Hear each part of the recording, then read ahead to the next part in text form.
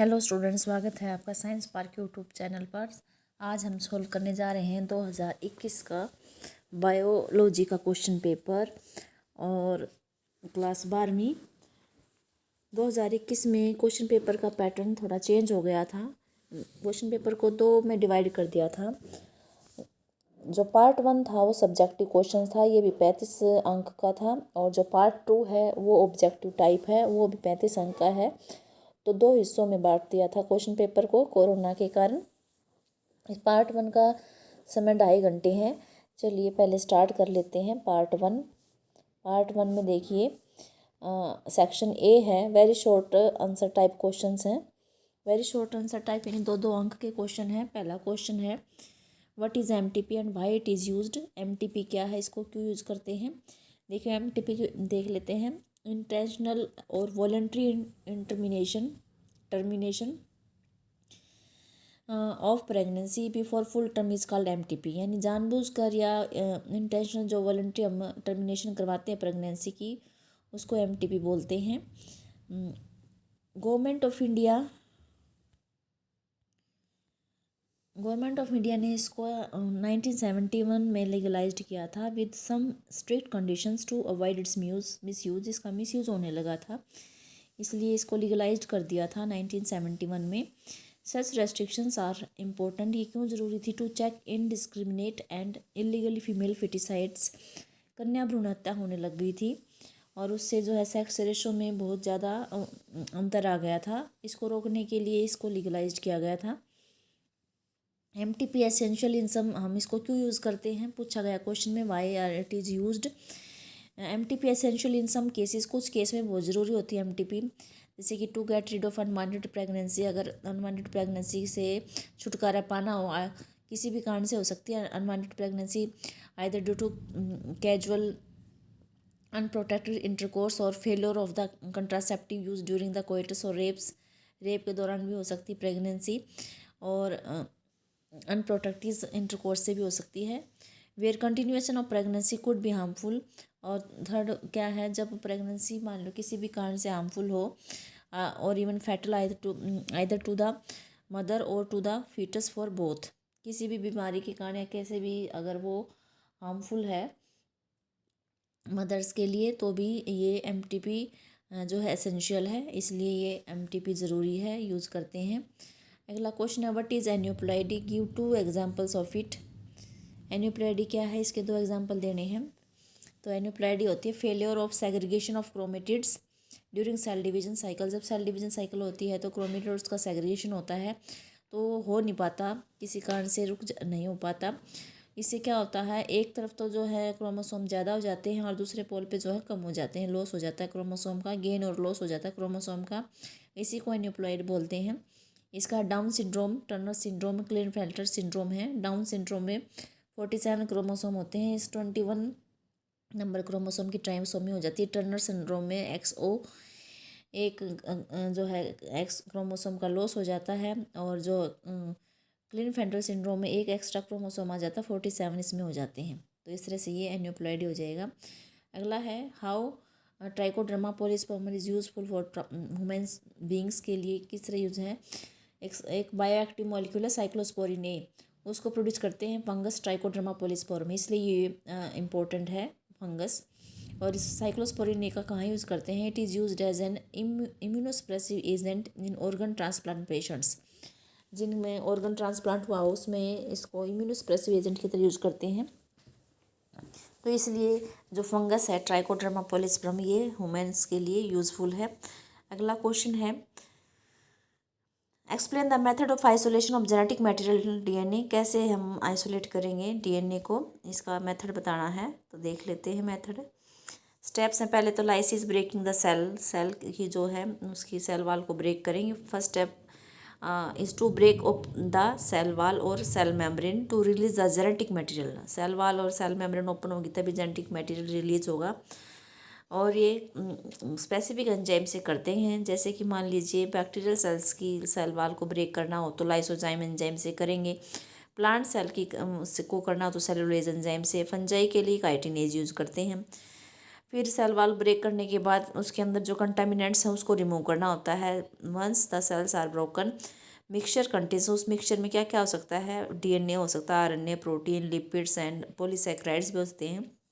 इनको रिमूव करना होता है अगर हमें प्योर डीएनए चाहिए होगा तो। इनको कैसे रिमूव करेंगे, प्रोटीएज एंजाइम यूज़ करेंगे। ये प्रोटीन को डाइजेस्ट कर देगा, स्टोन वगैरह को। राइबोन्यूक्लिएजेज एंजाइम यो आरएनए को रिमूव कर देगा। डिटर्जेंट्स वगैरह हैं, इसको हम यूज़ करेंगे तो ये ब्रेक कर देगा लिपिड्स एंड मेम्ब्रेन कंपोनेंट्स को। लिपिड्स वो होते हैं उसको कर देगा। तो इस तरह से ये सब आरएनए को कर दिया, प्रोटीन को कर दिया, लिपिड्स वगैरह को कर दिया। अब फिर डीएनए रह गया तो डीएनए को प्योरीफाइड डीएनए को हम प्रेसिपिटेट कर लेंगे आउट ऑफ द सॉल्यूशन, और इसको हम चिल्ड इथेनॉल से करेंगे। उसमें चिल्ड इथेनॉल डाल देंगे तो प्रेसिपिटेट हो जाएंगे। अब हमें पता है कि डीएनए जो इनसॉल्युबल होता है अल्कोहल में, वो जो है डीएनए घुलता नहीं है, वह मिक्सचर से सेपरेट हो जाता है। Thread like structures, this threads can be collected using a technique called spooling, यानी ऐसे ग्लास रोड के ऊपर इसको ऐसे हम करके उस पर लपेट कर हम देख सकते हैं। तो इस तरह से हम आइसोलेट कर लेंगे डीएनए को। अगला क्वेश्चन देख लीजिए क्या है। How are GM plants useful, GM plants useful कैसे हैं, जेनेटिकली मॉडिफाइड प्लांट्स कैसे यूजफुल हैं भाई, ये भी क्वेश्चन वेरी इंपॉर्टेंट है। जीएम प्लांट्स जो होते हैं मोर टॉलरेंट होते हैं to abiotic stresses, cold, drought, salt, heat, इसके ज़्यादा स्ट्रेस के जो है टॉलरेंट होते हैं, यानी हमें पेस्टिसाइड की ज़रूरत नहीं पड़ती। These plants are pest resistant हो जाते हैं and have reduced reliance on chemical pesticides, यानी कि इनका जो है dependent chemical herbicide, pesticide, chemicals के ऊपर डिपेंडेंट कम हो जाती है। पोस्ट हार्वेस्ट लॉसेस रिड्यूस हो जाते हैं और they have enhanced nutrition value of food, इनकी जो जेम प्लांट्स की जो है न्यूट्रिशन वैल्यू बढ़ जाती है, जैसे कि विटामिन ए है, ये जो है ब्राउन राइस, जो इसकी राइस जो है विटामिन ए एनरिच्ड राइस है, इसमें विटामिन ए का जो है वैल्यू बढ़ गई है राइस के अंदर। और increased efficiency of mineral usage by the plants, और प्लांट की जो है कैपेसिटी बढ़ जाती है मिट्टी से, सोयल से मिनरल को ऑब्जॉर्व करने की। तो ये सारे फ़ायदे हो जाते हैं जीएमओ प्लांट्स के अंदर। अगला क्वेश्चन जो है सेक्शन बी स्टार्ट हो गया है। शॉर्ट आंसर टाइप क्वेश्चंस हैं। 3 नंबर के क्वेश्चन है। अब पहला है write about the factors which control rate of decomposition, factor बतानी है। फिर अगला क्वेश्चन जिसमें ड्रोसोफिला मेलानोगास्टर ने suitable, why was Drosophila melanogaster found suitable to Morgan for his studies, और what are the goals of HGP. ये तीनों question देखते हैं अभी हम। पहला जो क्वेश्चन है वो देखें, फैक्टर इन डिकम्पोजिशन है। टेम्परेचर एंड मॉइस्चर है। Warm and moist environment favour decomposition where is low temperature and anaerobiosis inhibit decomposition, यानी कि वार्म कंडीशन होगी और नमी वाली कंडीशन होगी, उससे डिकम्पोजिशन रेट बढ़ जाती है। लेकिन अगर टेम्परेचर लो है और ऑक्सीजन एब्सेंट है तो वो डिकम्पोजिशन रेट को स्लो कर देता है। और अगर ऑक्सीजन ज़्यादा है तो डिकम्पोजिशन रेट बढ़ जाएगी। High lignin and chitin rich detritus decomposes slowly, जिसमें डेट्रिटस में लिग्निन और काइटिन ज़्यादा होगा उसकी जो है डिकम्पोजिशन रेट कम हो जाएगी। और अगर किसी में शुगर और नाइट्रोजन है ज़्यादा डेट्रिटस में तो उसकी डिकम्पोजिशन ज़्यादा तेज़ होगी, फास्टर होएगी। अगला क्वेश्चन था कि भाई मॉर्गन ने ड्रोसोफिला को क्यों चुना है, क्यों सूटेबल पाया है। तो इसके कारण है ड्रोसोफिला के पास fast and short life cycle होती है उसमें सिर्फ 4 pair of chromosome 4 pair of chromosomes होते हैं और वो reproduce quickly. Short life cycle में ही आ जाता है ये पॉइंट भी भाई, शॉर्ट लाइफ साइकिल है तो क्विकली रिप्रोड्यूस करती है। सिंगल मेटिंग से बहुत सारे जो है large number of progeny produce हो जाती हैं। Male and female flies are clearly distinguishable, male और फीमेल को आसानी से पहचान सकते हैं। It has many types of hereditary variations, इसमें कई तरह की हेरिडिटरी वेरिएशंस है। That can be seen with low power microscopes, उनको सिर्फ लो पावर माइक्रोस्कोप में ही देख पाते हैं। तो ये सब इसमें खासियत थी, इसलिए उसने इसको सुटेबल पाया मॉर्गन ने। गोल ऑफ एचजीपी क्या है देखिए, कुछ गोल हैं। क्या लक्ष्य रखे गए थे ह्यूमन जीनोम प्रोजेक्ट के, कि पहला ये लक्ष्य रखा गया था, गोल था कि 20 से 25 हज़ार जो जीन्स हैं ह्यूमन के डीएनए में, उनको आइडेंटिफाई करना है सभी को। फिर उनका सीक्वेंस है डिटरमाइन करना है, sequence of 3 billion chemical base pair. 3 billion chemical base pairs का क्या करना है, सीक्वेंस डिटरमाइन करना है भी वो किस सीक्वेंस में अरेंज हैं और जिससे कि वो डीएनए बना है। फिर इस सब इंफॉर्मेशन को स्टोर करना है डाटाबेस के अंदर। और फिर टूल को भी इम्प्रूव करना है, डाटा एनालिसिस करने के लिए टूल जो चाहिए हैं उसका एनालिसिस करना है, इम्प्रूव करना है, उनका डाटा एनालिसिस के इम्प्रूव करना है। फिर इस टेक्नोलॉजी को ट्रांसफ़र करना है दूसरे सेक्टर में, जैसे इंडस्ट्रीज वगैरह में। फिर एड्रेस कर रहा है, इस दौरान जो भी मुश्किलें आती हैं, प्रॉब्लम आ रही हैं, उनको फेस करना है, उसको एड्रेस करना है, जैसे ethical issues, legal, social issues, जो जिस भी तरह के इश्यूज़ आ रहे हैं उनको एड्रेस करना है। ये सब गोल थे इस ह्यूमन जीनोम प्रोजेक्ट के। अगला देखते हैं, write about the opioids drugs और name and explain the nutritive tissue present in angiosperms, explain formation and types. ये देख लेते हैं दोनों क्वेश्चन। पहले ओपियोइड ड्रग्स देख लेते हैं।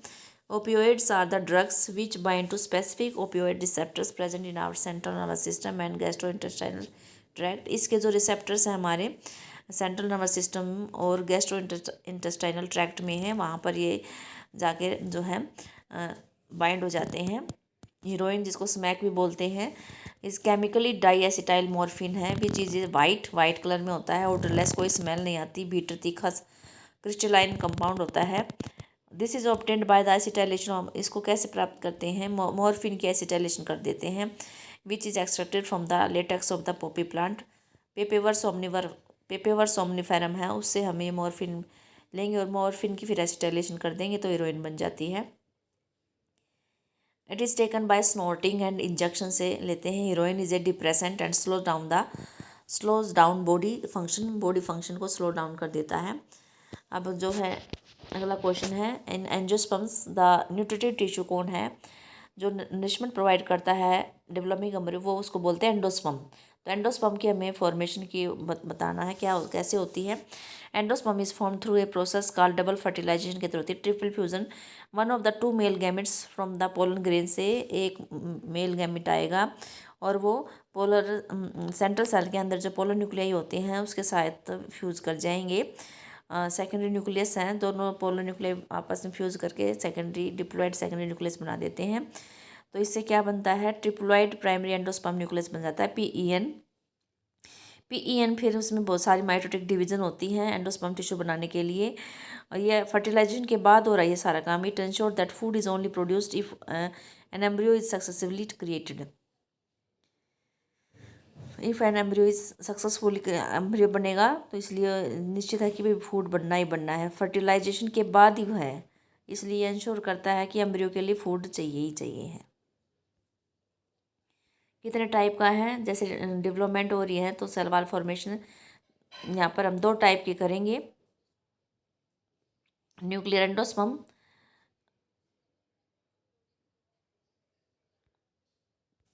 पहला है न्यूक्लियर एंडोस्पर्म में the PEN undergo several free nuclear division, इसमें फ्री न्यूक्लियर डिवीजन हो जाएंगी without immediate cell wall formation. मतलब कैरियोकाइनेसिस तो हो जाएगा, साइटोकाइनेसिस नहीं होगा। इससे बहुत सारे large central vacuole pushes the nuclear, और जो बीच में सेंट्रल वैक्यूल होते हैं उसको पेरिफेरी पे पुश कर देते हैं न्यूक्लियाइज को। इसका एग्जांपल है जो लिक्विड पार्ट हम नारियल पानी पीते हैं, कोकोनट वाटर जो पीते हैं, वो होता है न्यूक्लियर एंडोस्पर्म, तो वो बनता है बिना साइटोकाइनेसिस की। सेलुलर एंडोस्पर्म क्या होता है, every nuclear division is followed by the cytokinesis, यानी सेल वॉल फॉर्मेशन से हो जाती है। The tissue is cellular from the very beginning, शुरू से ही सेलुलर होता है। एग्जाम्पल है बालसम, धतूरा एंड द वाइट मीट। जो वाइट कर्नल होता है उसका, कोकोनट का जो वाइट पार्ट होता है वो जो है वो सेलुलर पार्ट होता है, और जो उसका पानी होता है वो न्यूक्लियर पार्ट होता है। तो इस तरह से ये हो जाएगा। अब हमारा सेक्शन से स्टार्ट होता है जिसमें 5 नंबर के क्वेश्चन हैं। Describe the process of fertilisation and implantation in human beings. इसका है,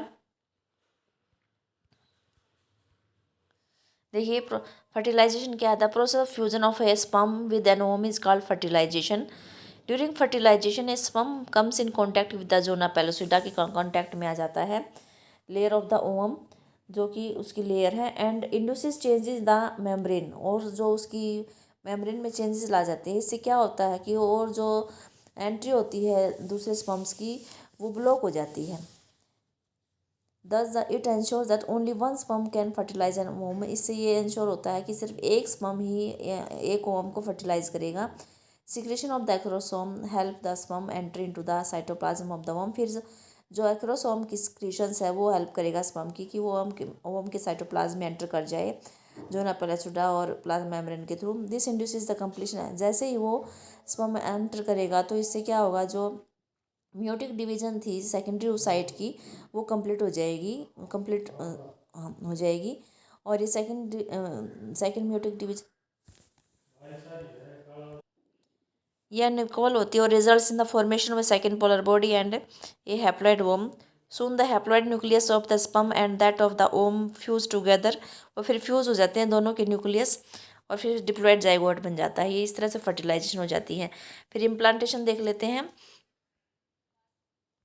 देखिए ये जो है ये है ओवम है ए वाला, और इसमें हम देख लेते हैं, इसमें नीचे जो डायग्राम दिखा रखा है ये ओवरी से रिलीज हो गया है ओवम। बी वाला पार्ट देखिए स्पर्म आ गए हैं, स्पर्म की एंट्री हो रही है, जैसे एक स्पर्म एंटर करेगा एक। फिर सी वाला देख लेते हैं, ये इसका क्लीवेज स्टार्ट हो गया है। फिर अगला देखो 2 से 4 सेल, 2 सेल स्टेज है, फिर 4 सेल स्टेज, फिर 8 सेल स्टेज है, 16 सेल स्टेज। ये देखिए जैसे जैसे बार डायग्राम दिखा रखे हैं अंदर भी वैसे हैं ई। और ये एफ देखिए, जी एच जो है ब्लास्टोसिस्ट है, जी ये देखिए ब्लास्टोसिस्ट बार दिखा रखा है।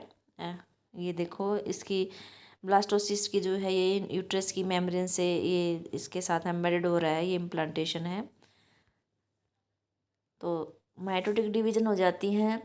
Starts as the zygote move through the isthmus of the oviduct called cleavage, इसको क्लीवेज बोलेंगे, टुवार्ड्स द यूट्रस में जाएंगे and forms the 2, 4, 8, 16 daughter cells called blastomeres. The embryo with 8 to 16 blastomere is called the morula.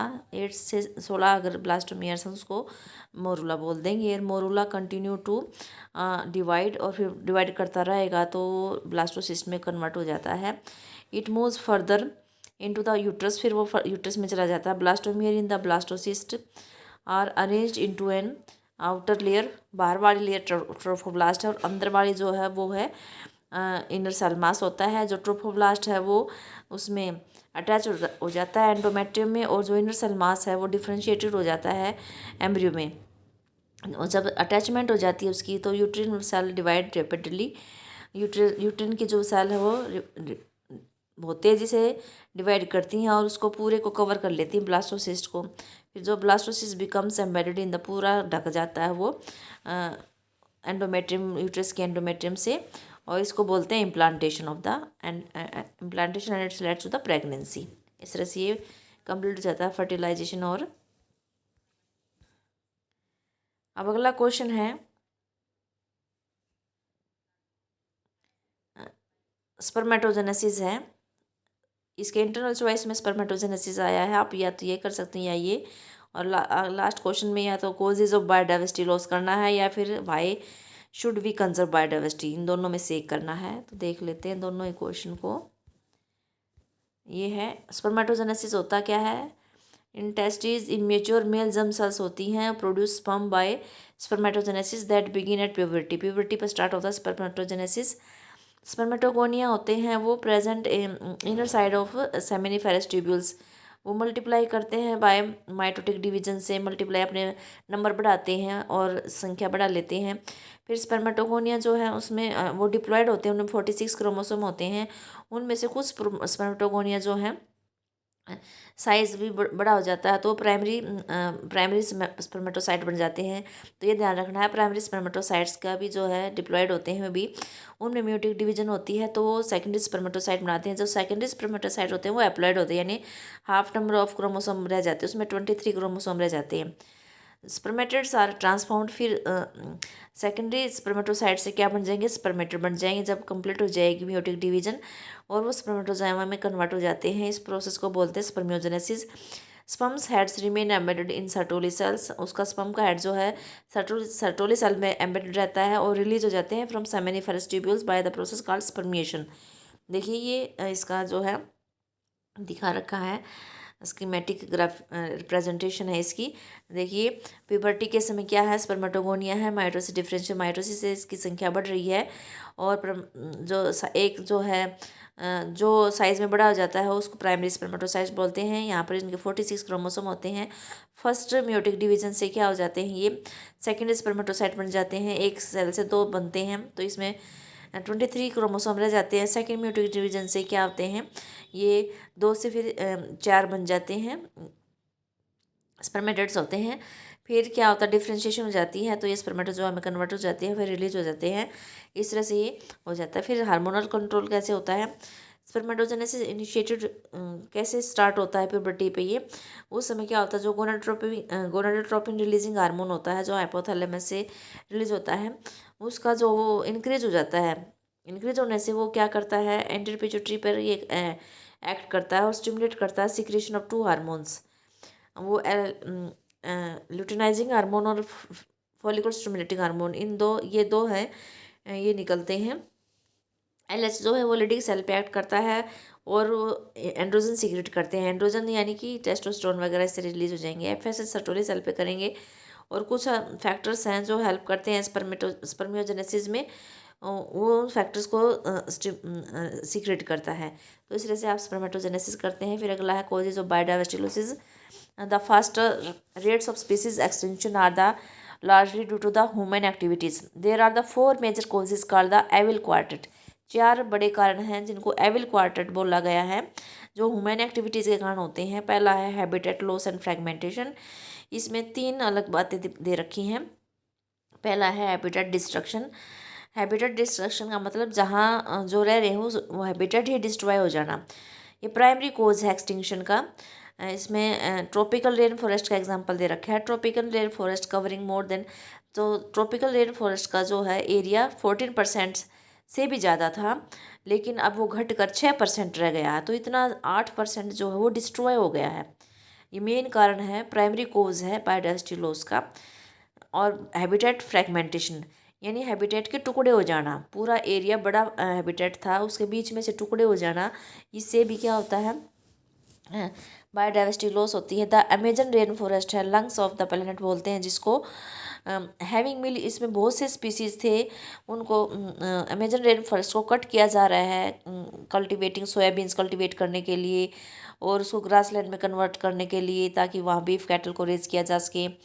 When large habitats are broken up to small fragments, जब उसको small fragments में तोड़ते हैं तो सबसे ज़्यादा कौन प्रभावित होता है, मैमल्स एंड बर्ड्स, जिनको लार्ज टेरिटरी चाहिए, जो बड़े एरिया में रहते हैं वो ज़्यादा प्रभावित होते हैं। तो मैमल्स हो गए, बर्ड्स हो गए, और जो माइग्रेटरी हैबिटेट्स वाले होते हैं वो बैडली इफेक्ट हो जाते हैं इस चीज़ से, उनकी पॉपुलेशन घट जाती है। तीसरा है हैबिटेट डिग्रेडेशन, यानी हैबिटेट डिग्रेड होना, पोल्यूशन के द्वारा जो है डिग्रेड हो जाता है, और इससे बहुत से स्पीसीज़ को खतरा हो जाता है।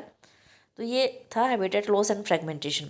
अगला है दूसरा ओवर एक्सप्लॉयटेशन, अति दोहन करना, जो नेचुरल रिसोर्सेज है उनका बहुत ज़्यादा दोहन करना, बहुत ज़्यादा यूज़ करना, उससे भी जो है ये जो है बायोडाइवर्सिटी है जो खतरे के कगार पर आ गई है, डिग्रेड हो गई है, एक्सटिंक्शन हो गया है। जैसे कि एग्जांपल है स्टेलर सी काऊ है, पैसेंजर पिजन है, ये एक्सटिंक्ट हो गई इसी कारण से।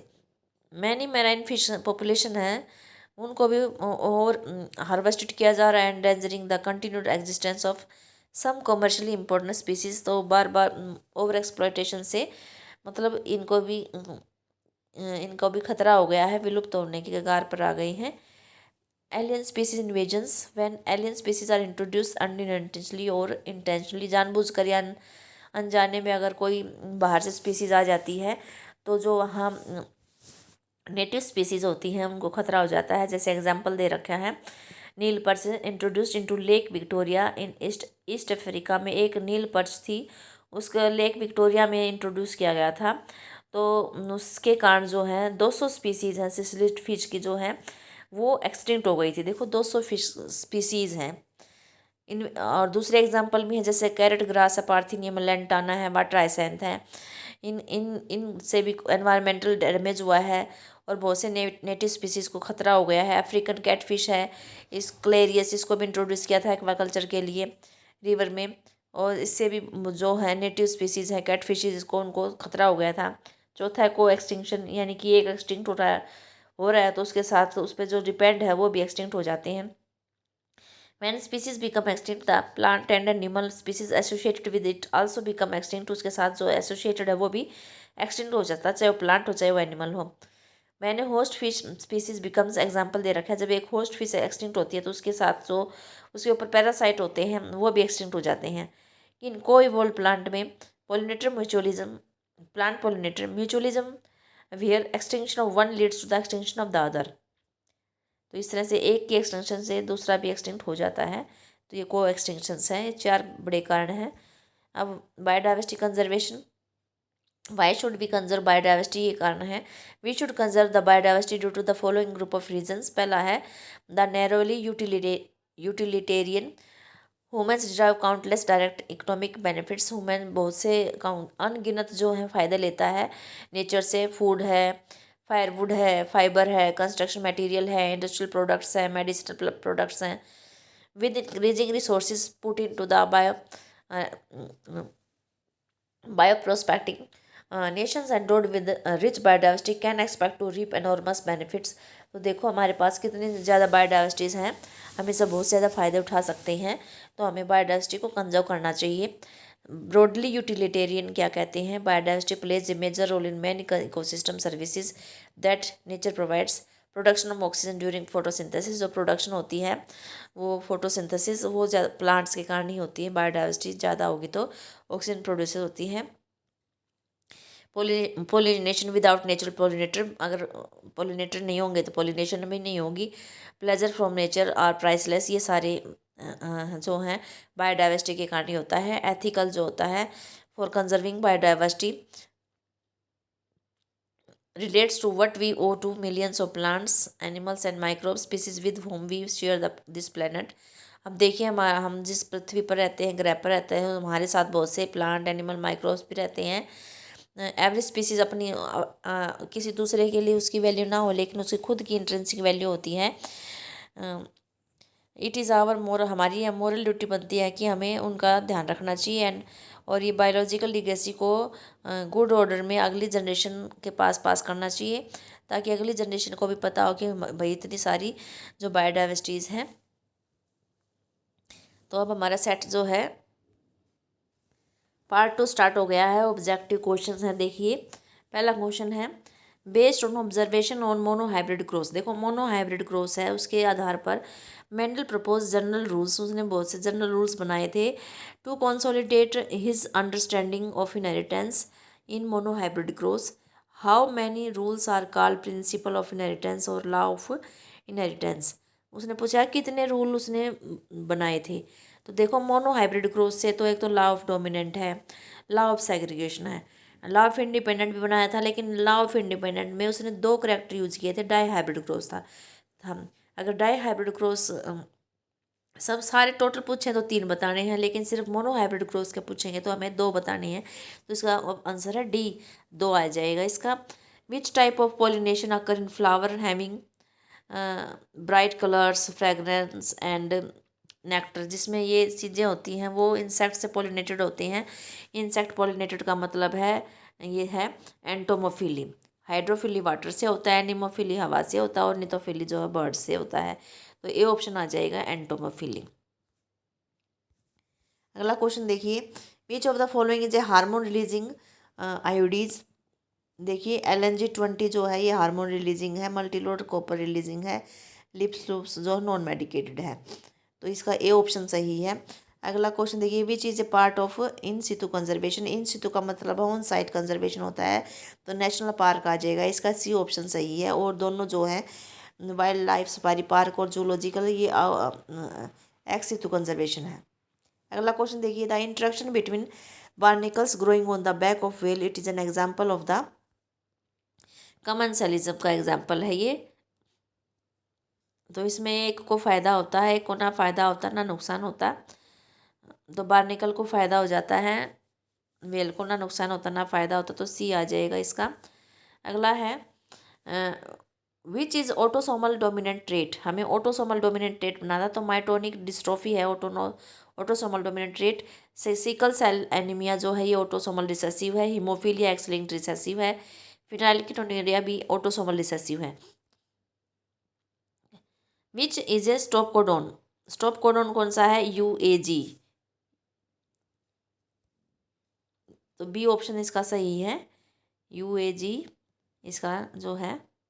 अगला क्वेश्चन देखिए, name the scientist who carried out several dihybrid crosses in Drosophila to study the genes that were sex linked. तो मॉर्गन था जिसने इस पर काम किया था, ड्रोसोफिला पर। तो ये ऑप्शन आ जाएगा, मॉर्गन।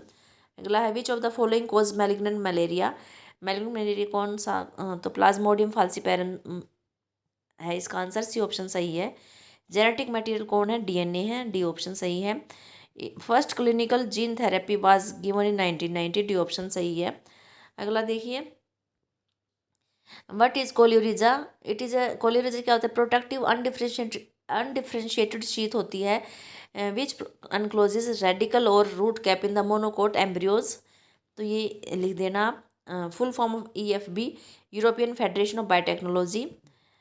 इको R1 क्या है? It is a restriction endonuclease enzyme है, isolated from E coli bacteria, use to cut DNA at specific recognition site. Name the enzyme use to break the cell wall of fungus, chitinase आ जाएगा। What are lymphoid organs? These are the organs where origin maturation and proliferation of lymphocyte occurs. यानी यहाँ lymphocyte originate होती हैं, mature होती है, proliferation भी यहीं होती है, तो ये लिम्फोइड ऑर्गन्स बोलते हैं उनको। हेल्थ क्या होती है according to WHO? Health is a complete physical, mental and social wellbeing and not merely the absence of the disease. यानी सोशली भी, फिजिकली भी और मेंटली भी, तीनों तरह से फिट होना चाहिए, उसी को हम हेल्दी पर्सन बोलेंगे। Typhoid fever can be confirmed by Widal test. Endemism क्या होता है? Species confined to specific region not found anywhere else. किसी एक जगह पर पाया जाए वो स्पीसीज कहीं और दूसरी जगह नहीं मिलता, उसको एंडेमिज्म बोलते हैं। यूरी हाइलिन ऑर्गेनिज्म सिलेबस में नहीं है। Name the oral contraceptive pill for females developed at CDRI in Lucknow, Saheli answer है इसका। अगला क्वेश्चन देखते हैं, name the scientist who propose the transformation experiment. Frederick Griffith आ जाएगा। ड्रोसोफिला का इसका फ्रूट फ्लाई का साइंटिफिक नेम क्या है? ड्रोसोफिला मिलेनोगैस्टर है। और एक्टिव इम्यूनिटी क्या होती है? When a host is expose to antigen which may be in the form of living और डेड माइक्रोब्स, किसी भी फॉर्म में या अदर प्रोटीन्स जब वो एक्सपोज हो जाता है, एंटर कर जाता है, तो एंटीबॉडी प्रोड्यूस हो जाते हैं बॉडी में। बॉडी अपने आप एंटीबॉडी प्रोड्यूस करती है, उसको बोलते हैं active immunity. What are the frame shift mutation है? नीचे देखिए सबसे लास्ट में, फ्रेम शिफ्ट म्यूटेशन इंसर्शन और डिलीशन ऑफ 1 और 2 बेसिस। अगर इंसर्ट हो या डिलीट हो 1 या 2 बेस, तो इससे रीडिंग फ्रेम चेंज हो जाता है फ्रॉम पॉइंट ऑफ इंसर्शन और deletion. Such mutation are called as a frame shift insertion और डिलीशन म्यूटेशंस। तो इसमें आप ये लिख देना। अगला है what is splicing. From primary transcripts introns are removed and exons are joined together, this is splicing. यानी कि इंट्रोन को रिमूव करना है और एक्सोन को जोड़ देना है, वो स्प्लाइसिंग होती है। Which yeast is use for commercial production of ethanol? Saccharomyces cerevisiae आ जाएगा। अगला क्वेश्चन है BOD क्या होती है? It is amount of oxygen consumed by bacteria during the oxidation of the organic matter present in water. अगला है antibiotics क्या होते हैं? एंटीबायोटिक्स भी केमिकल सब्सटेंस होते हैं which are produced by the some bacteria some microbes. Bacteria भी हो सकते हैं और कोई भी माइक्रोब हो सकता है। एंड कैन किल और retard the growth of the other microbes. जो दूसरे माइक्रोब जो डिजीज कोजिंग माइक्रोब्स हैं उनकी ग्रोथ को रोक देता है या उनको किल कर देता है, वो बोलेंगे एंटीबायोटिक्स। यानी कि माइक्रोब से ही बना और माइक्रोब्स को ही ये डिस्ट्रॉय कर रहा है, तो एंटीबायोटिक्स हो जाएगा। Which baculoviruses are used as biological control agents? तो इसका है न्यूक्लियोपोलियो पॉलीहेड्रोवायरस। प्लाज्मिड क्या होते हैं? Autonomously replicating circular extra chromosomal DNA found in some bacteria, यानी अपने आप रेप्लिकेट करने वाले, और मेन डीएनए से जो अलग डीएनए होता है और ये सर्कुलर होता है और कुछ बैक्टीरिया में पाया जाता है, उसको बोलते हैं प्लाज्मिड। अगला क्वेश्चन देखिए, given example of codominance. A B O blood group में आप ए बी ब्लड ग्रुप का दे सकते हैं। How many polypeptide chains are present in the pro insulin. 3 होती हैं ABC। Name first transgenic cow Rosie. Name the American company who use the recombinant DNA techniques to produce human insulin. तो Eli Lilly आ जाएगा। तो आज का जो हमारा ये क्वेश्चन पेपर सॉल्व हो गया है। आप इसको लास्ट तक देखना। अगर आपको वीडियो पसंद आ रही है तो लाइक करें और 12th स्टूडेंट्स के पास ज़्यादा से ज़्यादा शेयर करें। चैनल पर नए हैं तो सब्सक्राइब ज़रूर करें और अगली वीडियो के लिए नोटिफिकेशन आइकन बटन दबा देना। तो मिलते हैं अगली वीडियो में। 2021 का सेट भी लेकर आ रहे हैं हम। Thanks for watching.